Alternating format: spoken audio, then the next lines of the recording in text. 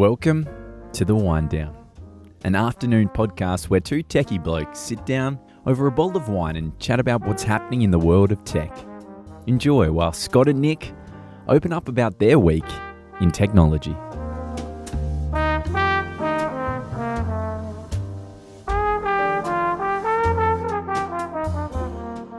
Ladies and gentlemen, welcome back to the WineDown. I'm here with Scott.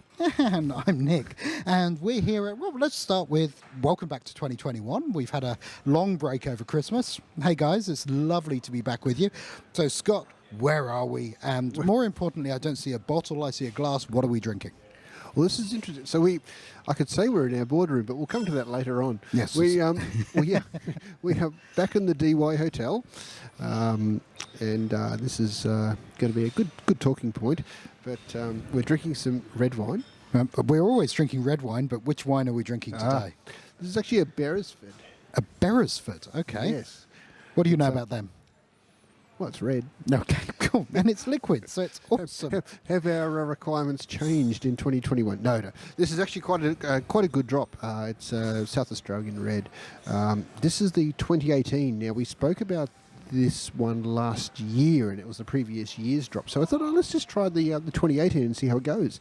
And you can tell there's a little bit of a difference between the two, but this is coming along quite nicely. You can sort of sit here and drink this all day. In fact, that sounds like an interesting idea. Sounds like an awesome idea. Now, I know we always do the wine down in the pub. That's Yes. the point of the wine down. But last year we did a couple of them in the office. Yes, and look, we'll come and talk about the office in a minute. Yeah. So today we're going to talk about something called business resilience, and we've got a cracking example of that. So, Scott, why don't you tell everyone the story? Okay. Well, I guess look, we were running along one day, and business resilience is sort of an interesting concept. We were in our office one day, and we actually had 4 suites in a row in a sort of a serviced office group, which was quite good for us. And one of the other companies in there came in and said, "Hey, look, there's a little crack in the wall." We sort of, look, hey, it's a building. You got a crack, yeah, okay, a little headline crack, whatever. These things happen, happen, reality, right? yeah. This is how it is, and. We said, okay, whatever. We came back 10 minutes later. Hey, the crack's a bit bigger. We go, what do you mean? He said, well, the crack, it's bigger than it was. I said, what are you on? Come on.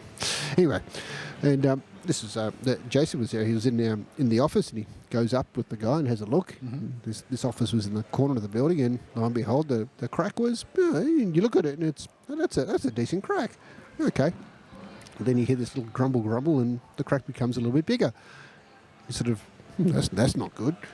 It's never good. So you start telling a few other people in the building, hey, there's this crack in the corner, it's getting bigger.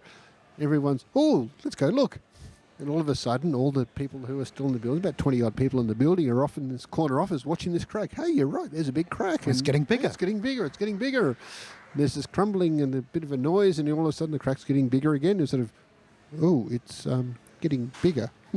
Maybe this isn't the best place to be. And for those of you watching on YouTube, you're going to see some photos of the crack right now while we're talking to you. For those of you listening, unfortunately, you can't see photos, so yes. Scott will use his word pictures. Yes, I'm very good at that. So there was a very quick decision made to perhaps exit the building. Yep. Really quickly, and go outside, and that's where these photos came from. But what happened was over the previous the 2 to 3 months, they demolished the building next door to build an apartment block, which was all very well, a bit of knock the walls down, do this sort of thing, do whatever. But the building next door had been been built right up against the side wall of the building we were in. Mm-hmm. And our offices were actually against this side wall, and it seemed that over the years they'd poured concrete and whatever else down between the two, such that there was all this stuff stuck on the side wall when they pulled the old building down.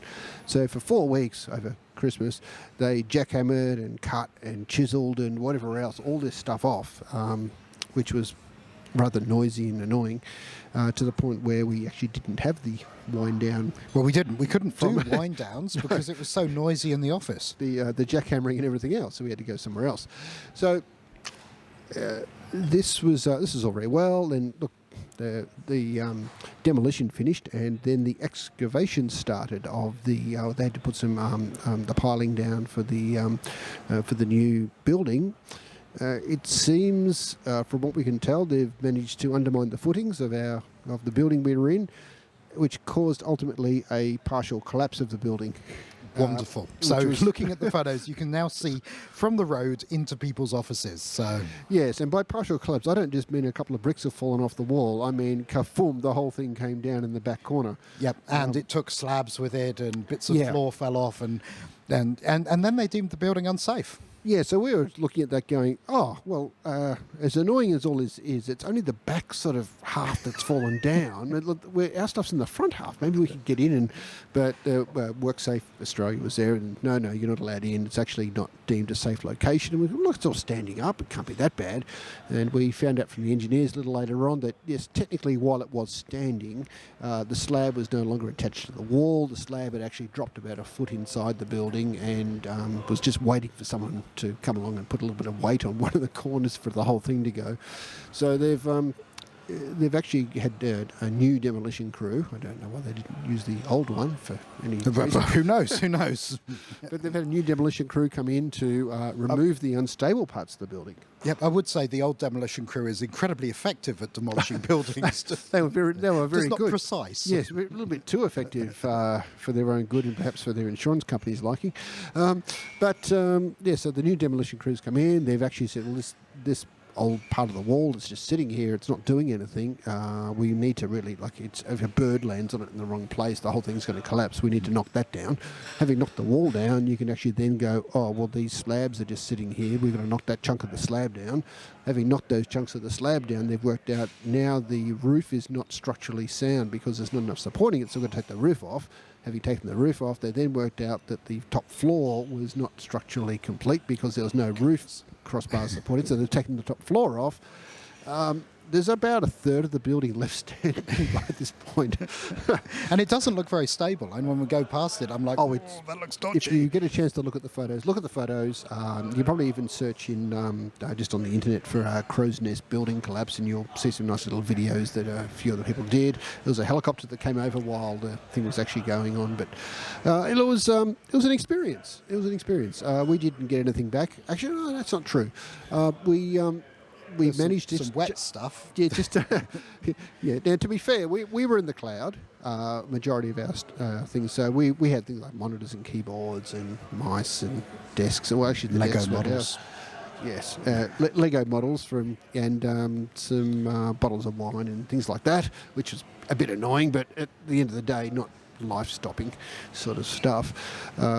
But other companies in there who had not moved to the cloud were sort of, this is terrible. There's people with paper losing everything. It was really scary. So I think that brings us to the point. You know, if we'd have sat down, say, 3 years ago, and I'd have said, Scott, there's going to be a global pandemic and everyone's going to have to work from home, you'd probably have laughed at me, but you go, oh, Nick's trying to sell disaster recovery. I'd probably ask for whatever you're on and I'll have a glass of it too. Yeah, but if I'd have said there was a global pandemic and the minute you get back to work your building would collapse, you'd think I was really smoking something, wouldn't you? Well, yes. I mean, it's sort of a strange set of events. So for anyone that sort of says, oh, look, this sort of stuff can't happen to me, why do I need to worry about any of this? Well, I can tell you what, it does and it did. It does. It did. So look, the building's collapsed. We can't go in there. There's a whole bunch of things. The winedown's fine because we can do that from the pub. How is your business operating? You know, what's it doing? How's it working? Look, it's actually been very interesting. We've first of all, we were largely remote anyway due to COVID. So look, COVID's there. COVID's come along, and as per everyone, we've been working from home. So we made sure that we were set up from home. We were already working from the cloud. Our entire business model was centered on the cloud in the first place. So that was pretty good. Having said all that, there's little quirks and pieces that we sort of, that would be good. We've lost a bit of visibility over that. Oh, no, not so much. And there wasn't actually that much that we missed, which sort of makes me wonder why we had the office space in the first time. I think that's a question because the office space is expensive. When we're looking for new offices, we've looked at, we had a really good deal. I'm sure that was nothing to do with demolition next door, but no. We had a great deal, and now we are looking for stuff. So yeah, I know we've got a young guy in the office who's just started work and it's his first job. How are we giving him the team culture? Actually, that's a good point. Yes, we hired a junior. Look, 3 weeks, I think, before this. Great timing. And part of this was you can get people with the right attitude, but you've really got to be there to do the mentoring, to help them out, to show them, look, this is how our processes work. This is how we handled this. This is what a support call looks like, or this is how this IT system works. And go play with it. But let's look at how you're going to be talking to the clients, how you actually complete work, and that sort of thing. And that becomes difficult when you're not there with the person. It does. So we managed to get together once a week, and I think we should do a plug for the venue that's helping us do that. So why don't we mention them? I would say thank you to the Crow's Nest Hotel, which we'll do a future one down again from, who graciously let us have their boardroom once a week to get all of our people together in one place. And they do that for free? They gave us the boardroom for free. Having said that, we did buy lunch and drinks and everything else, and I think they got the better. They could have got the better end of the deal. Result, you could be right. I would say though that a working location where they bring you drinks and food all day is very good. It's not so bad, is it? But it does have its sort of, after a while, they're bringing us drink and food all day. Yes, and I'm trying to lose weight at the moment, so I just come in for half a day. So how well do you think that works? Just getting together once a week with the team, Scott? Look, it's good, and it's I think the bare minimum in reality. We need to be, and it's the same for the working from home scenario. It does work, but you need to be with your team. You need to be communicating effectively. We're on Teams, and we certainly talk to each other, but at the same time, there's nothing to be said for, hey, here are a group of people around a table really driving into an issue or having a chat about that. Cool. So everyone's working from home. The business didn't miss a support call. You haven't dropped a beat. All sorts of things have worked well. Why do you think it's worked so well? What are the magic things that TribeTech did to protect its business that you think people are listening to the podcast can learn from? Yeah, so I think we purposely designed our systems and our processes to be able to work remotely and to be able to work from the internet. It wasn't that we had existing processes in place that we had to sort of work out, how's this going to happen? How do we make this change and so forth? That was good. I will say that even, one moment the office is there, the next it's not. We didn't drop a beat in the operation of the business. There was a bit of extra work and some things we had to do, but a single support call didn't go astray. All the invoices went out, which was that's important. Which was very good. Yes. What else? I think that's there was nothing critical. Customer service worked as well. It did. Customers, if we didn't tell them, and trust me, we've been telling everybody about this, yes. But if we didn't tell them, nobody would have known. No, and we also, and to be fair on the clients as well, we've been talking to them and said, look, if you've noticed any difference, and they've said, actually we didn't notice the event happened. That's good. That's good. So we've been able to run remotely, which has been great. So do you think COVID's helped, right? Because we did that whole work from home thing a couple of times, especially me in the northern beaches. So do you think that's helped? And I certainly see it has. Yeah, look, I think I saw the comment a little while ago now that COVID has driven like 10 to 20 years of innovation in some companies in 2 months. Yep. Whereas they were previously they had a working model. It worked. They knew that whatever it is they did, they could produce the outcome. The tried and true process, was it the most efficient? Perhaps not. Was it the most up to date? Probably not, but it certainly generated the outcome and they knew their business. This has now forced a lot of businesses to actually focus on that and look at it and going, you know what, we could actually be a lot more efficient than that with a bit of time and effort spent on doing it. And now we've got this driver that says that old process, it's not going to work anymore. We've got to change. So the biggest thing for me, and we live in New South Wales in Australia, and they've got some awesome contact tracing. Our government has an app which everybody has to have, and every time you go somewhere, you check in using a QR code. I remember a couple of years ago going to an event, and I had a QR code on my business card, and nobody knew how to use it. People were actually coming and rather writing down their name and email address on a piece of paper than using a QR code. But now I could go to that event and everyone would go click, click, click, and off they go. So that kind of innovation has spread, at least in New South Wales. I know in other bits of the world they don't have that kind of contact tracing at all. No, I think everyone here now knows how to use the camera function on their phone, how to scan a QR code, and how to actually go and tap on a response. And this comes down to, I guess, how do we design our applications? How easy are they to use? Yep. Because we've now trained the entire population on how to use modern technology to achieve a result. Yeah, I think we're shipping applications as QR codes, or at least linked to things. I think is super important now. I think that'll work well. So, like, we're a year, and I see a massive security issue there, by the way, because honestly, you could put click on this QR code, awesome thing on a lamppost, and everybody would be go off QR coding it to it, going to your malware site. So we do need to watch that. Well, we talk about websites getting hacked or defaced and content change where there's links to ads that go to malware sites and things like that. I was just thinking about this. What's stopping someone coming along and taking the sign-in page at some of these venues and saying, I'm going to change that QR code to something else, to put my own version of that in there? So for us in New South Wales, it's different because we now have to use the New South Wales Service New South Wales app, yes, which isn't a QR code that takes you to a website. It's got different data in it that the app uses. So that's a bit more secure. But before, when it was just linking you to a website to put your details in, they could have been sending you anywhere. So no, I get that. So moving on, because I want to make this one, it's our first one back for 2021. I want to make it nice and tight and quick and awesome because I'm in that kind of mood. Yeah. Working from home. Working from home. A year on. A year on. Well, it's not as if we effective. have much choice at the moment. Yes. No. I think it's effective. It's produced a very interesting working sort of regime where I think people tend to be working closer to like the 24/7 concept, but not all day, every day.